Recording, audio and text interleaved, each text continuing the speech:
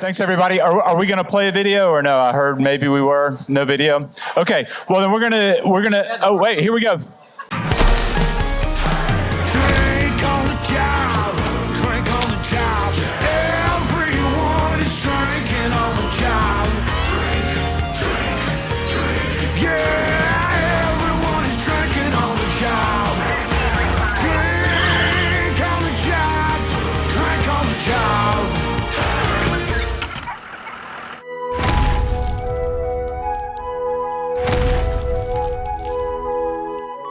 All right, let's hear it. Ain't nobody doing it like Liquid Death. By way of introduction, everybody, my name is Joe Parrish. I'm co-founder and chief creative officer at an advertising and innovation company in North Carolina called The Variable. We help clients understand and leverage the power of difference for business results. And so speaking of difference, as a show of hands, how many times have the people in this room been in a meeting and you've used Liquid Death as the example for why a company should have a powerful and differentiated brand? Let's see it. Oh my God, it's everybody. That's the least surprising thing I've ever seen. That's so they are the poster children for differentiation and a powerful brand. So when they called Power Digital and The Variable and said, how can we work together to push this amazing brand down funnel efficiently and authentically and achieve this kind of holy grail that we're all looking for right now of branded performance, we jumped at the chance. So that's what we're going to be talking about today, is how brands don't have to sacrifice their brand at the altar of their performance. And I'm going to start by asking Benoit a question. Benoit, as a company that's so famously brand first, talk to me about the balance between the long-term brand stewardship versus the short-term needs of performance marketing. Yes, well, it's completely unbalanced. It's all about the brand first and foremost, non-negotiable. So this is where we work with, this is what we start with and we end up with. And then when the brand has set the messaging, the kind of ad that you've seen, then I come in and try to push that down the funnel. So yeah, I don't have a say on what the creative will look like. That's just what it is. So if we were to get inside your brain and think about what is your strategy for your full funnel? So how does that Super Bowl ad translate to more cans of Liquid Death sold? Yeah, good question. I mean, the Super Bowl obviously is very top of funnel. And I must say the most amazing thing that you can do in top of funnel, if you can obviously afford it. But I would say even if it's extremely expensive, the return is incredible. And definitely probably not something that you can say that, oh, I can replicate that as a 10th of the price by sponsoring or being on another live sport event. Like, I think the Super Bowl is just on its own, deal. It's very different. But the strategy from there is like, how do I get all those eyeballs to go down the funnel? Or a big thing to understand, scale comes from non-loyal customers. And that's a thing that I would say people, especially in DR, think that I need to go after my LTV, I need to go after my repeats, I need to, increase all of this so my CAC can be higher, so I can go after more. No, that's, at least in our space, in CPG, first and foremost, you need to go after those, I would say, those light consumers, the one that will basically buy 1, 2, 3 cans a year max. And that's where the scale is at. So Super Bowl is a great way to start with. You get in front of, I think the numbers that came in, must watch Super Bowl. We probably got in front of, I think, 130 million people. Now is how do I follow them all the way down to the cash register?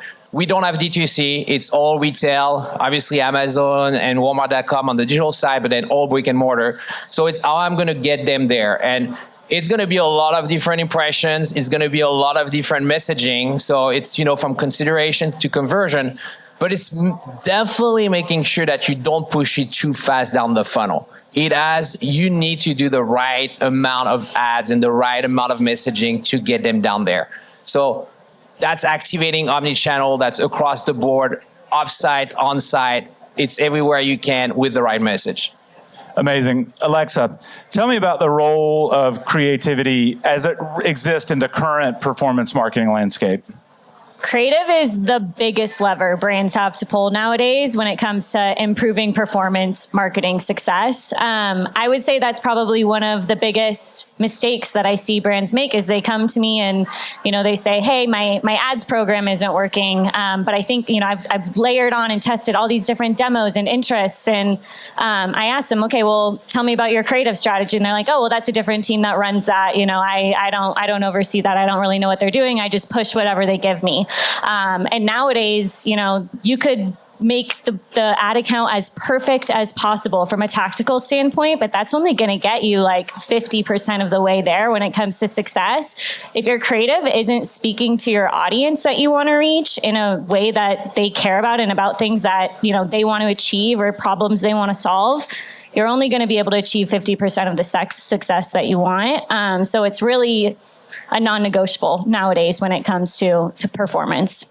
So performance marketing often leans on a lot of metrics and, dare I say, some vanity metrics like CTR and CAC and these other things. Tell me about how Power Digital takes it a little bit further and can prove real results that move a business forward, like brand health and growth, EBITDA, revenue, these things that companies care about. Yeah, I kind of have a bone to pick with the term performance marketing. I think what that term often does is leads to just natural divides between brand or awareness marketing and then conversion or performance marketing. And at the end of the day, like Benoit was saying, you really need both to see performance nowadays.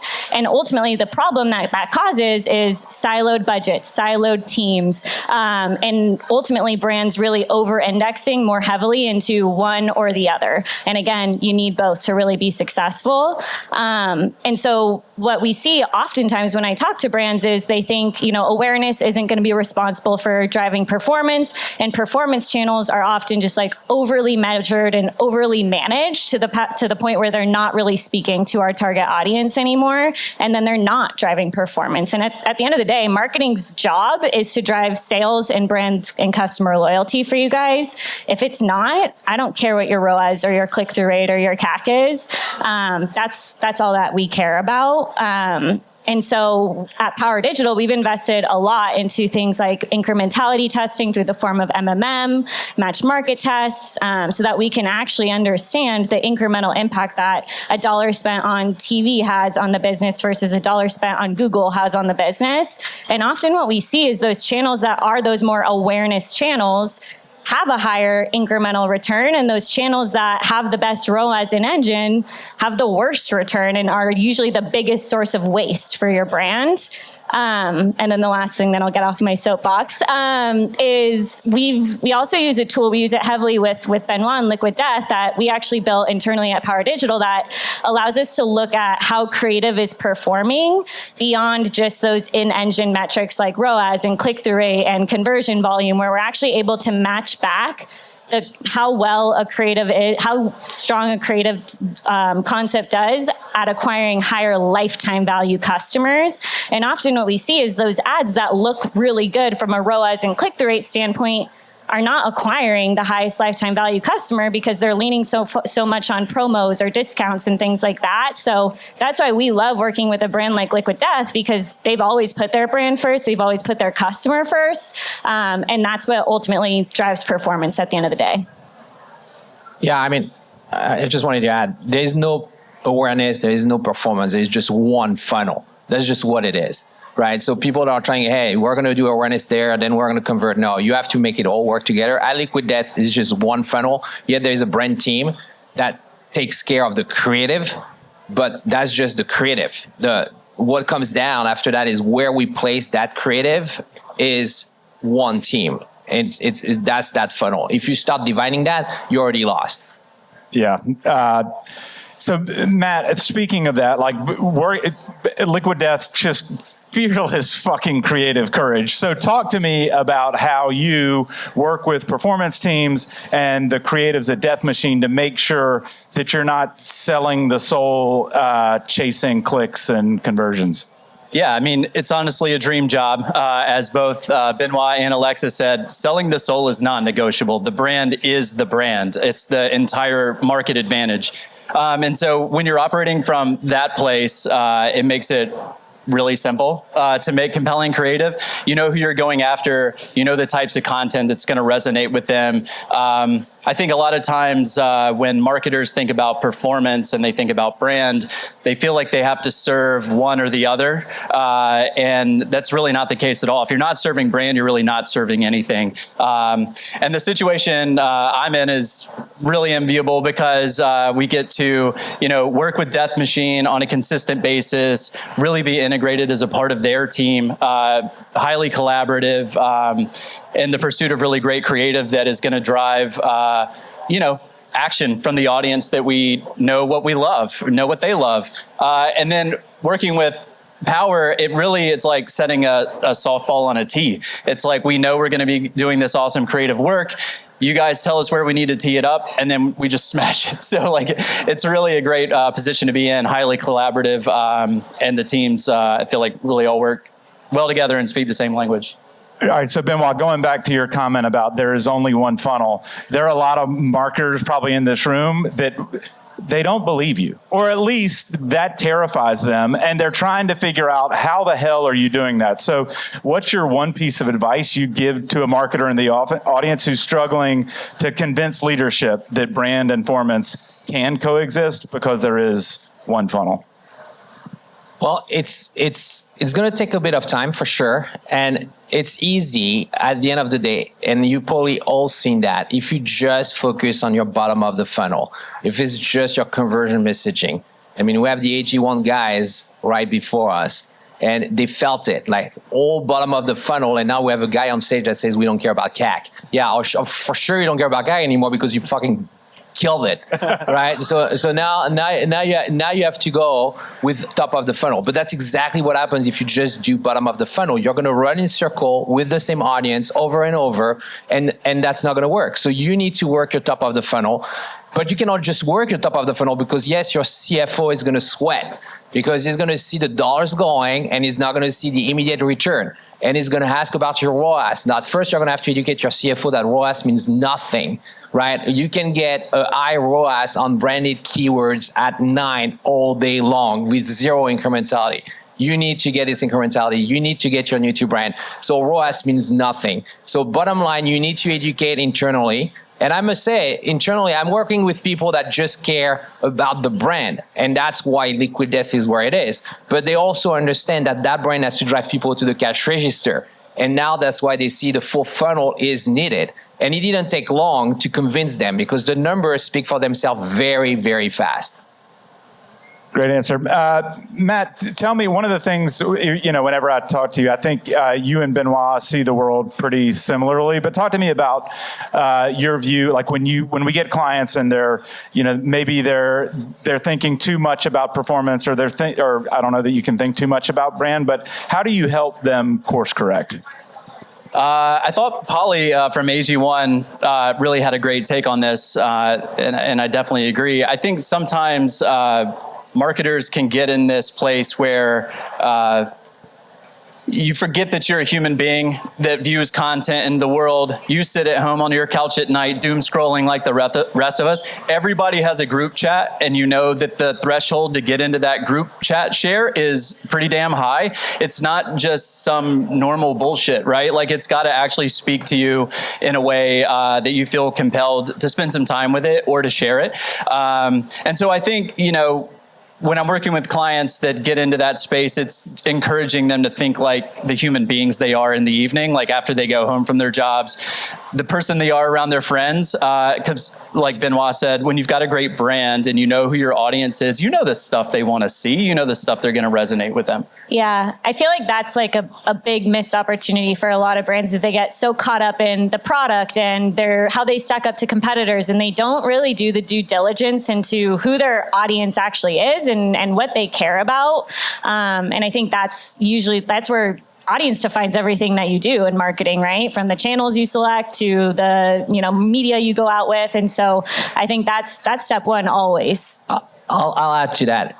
audience is different based on your stage of the funnel. So when you start at the top of the funnel, the audience is the entire population. I'll take the example for us. You will think that maybe our audience are, skateboarder, rock band kind of folks.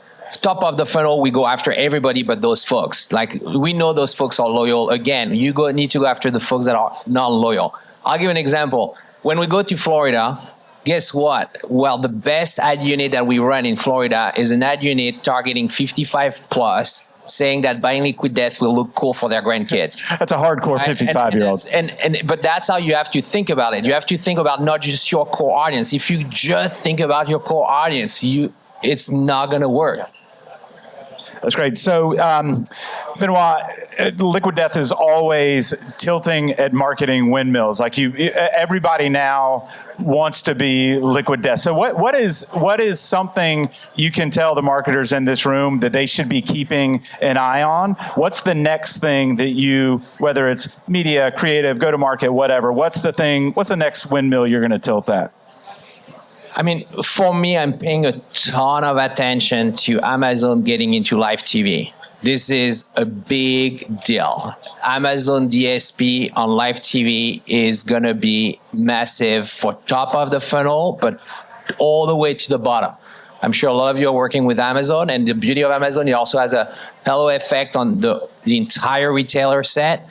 And when you go with a retailer like Amazon that has a capabilities and data points that they have, if you can hit top of the funnel on the bigger screen and now follow them all the way down to conversion, obviously on their platform, this is going to be big. Amazon is putting a lot of efforts into that. I'm sure you're seeing the news out there about how they're going after the trade desk and all of that stuff. This is going to be big for us. So here's a question for anybody. Anybody can answer this, but one of the things that, a lot of times when marketers try to involve multiple partners, something gets lost. As an observer to this particular relationship, it's been awesome. So how do y'all attribute your ability to work together and to not have fractured messaging as it gets handoff from A to B to C? You don't mess around with the brand. I think as a creative working with Death Machine, you have to be humble too. You have to go into all these things knowing that you're not as good as you're gonna be by working with people that implicitly know the brand. And the Death Machine team is highly collaborative. They're amazing to work with. They're super talented. And likewise with Power, I think just leaning on each other's expertise, knowing the things you don't know and deferring to the people that know them a lot better than you has been a big part of it.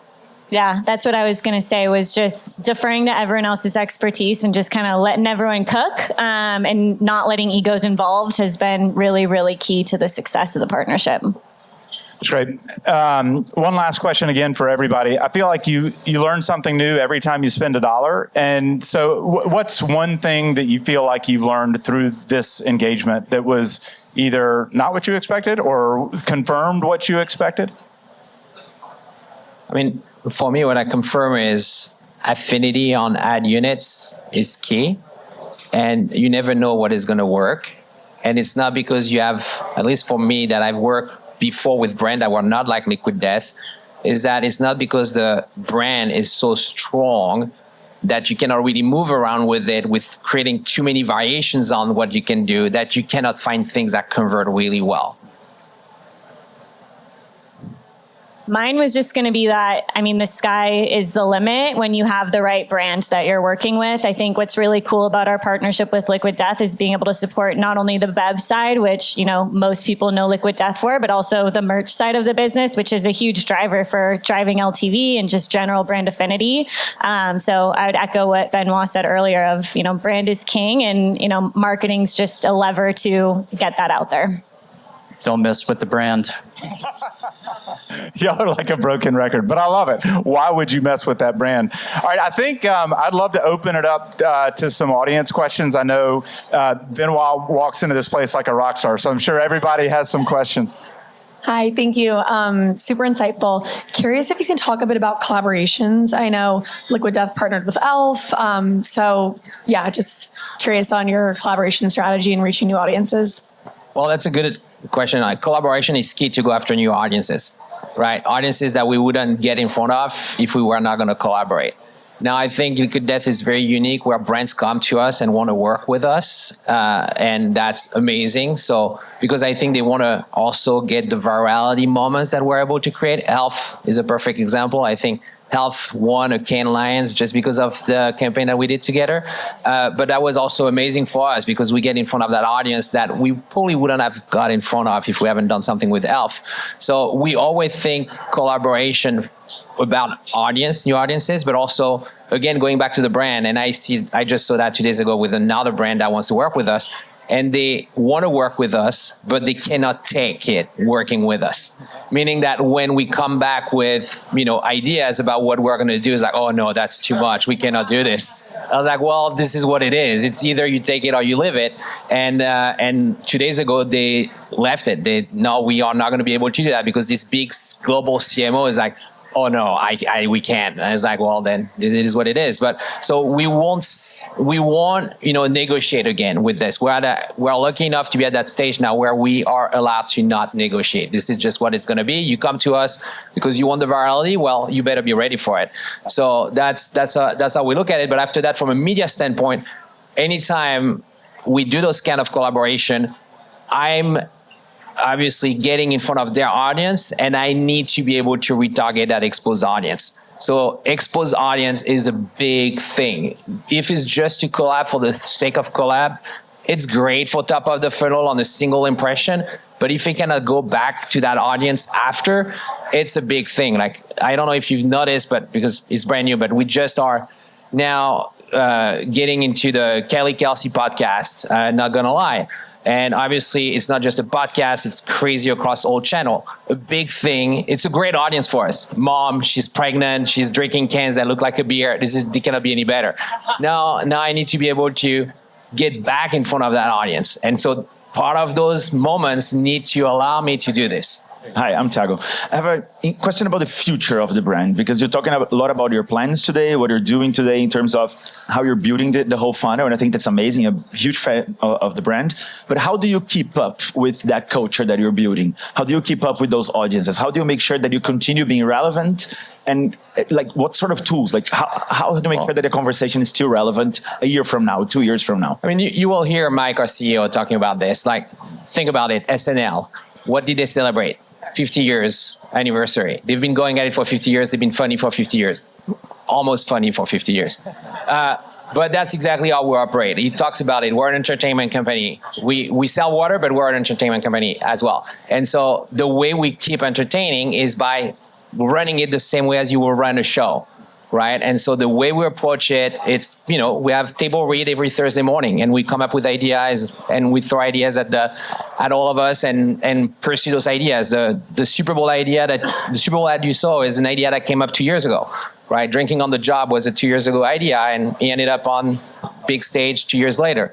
So for us, it's not like, oh, are we going to run out of ideas? Well, SNL 50 years later is still coming up with new ideas because the world is what it is. It's always something new to make fun of. And I think too on that, like when we work with Andy Pearson, VP of Creative at Liquid Death, he describes the brand like writing a TV character, which I think, kind of goes off what Benoit was talking about. And he was like, when you write the brand like a TV character, it's always doing new things, right? And when you're writing it like a character, it would do what it would do. There's no justification needed. You've created a brand, characters on your favorite, media properties. They do what they do without explanation, without justification. That's how they act. So I think, to go off what Benoit was talking about, that's a really cool thing to watch too, and allows Liquid Death to just keep kind of reinventing itself to stay relevant to the people that you're trying to communicate with. Hi, how are you? Wes Freeze from iSpot. Really great you guys came. I'm curious to go back in time to kind of, how did this idea start to start this company with this brand? Like, I think people in the audience would love to hear the genius of the idea. Thanks. Probably the wrong person to answer that question. We should have Mike answer that question, and there's a lot out there about it. He explains the whole story about this. But it's, he saw Monster, I think it was 2005. He was sponsoring this entire concert, and Monster was on stage, but the musicians, everybody didn't want to drink Monster because it sucks to drink Monster, just to be clear. And they had made those cans with water in it, but he put on it not for sale because he never want to be seen as a water company. And he saw that and he realized that was probably something big around water in a can. And then you fast forward, massive creative guy. I mean, he's super strong, obviously, at creative. Water in a can could be a way to murder thirst, right? And could be a way to be sustainable, and death to plastic, right? So it was all around this concept of death. And death is also a great way to make fun of things. There is like, it makes people think, it makes people react. You can only imagine when the retailer, the first time they heard about liquid death, there was never that was not even an option that a product like that will end up on the shelf. They don't want to see the word death on the shelf. But that's the kind of reaction that you wanted to get. And you realize that it could do something really good, sustainable, healthy, but also have a lot of fun. And that's how that all started. That's great. That's our time. Thanks, Benoit. Thanks, Matt. Thanks, Alexa. This has been great.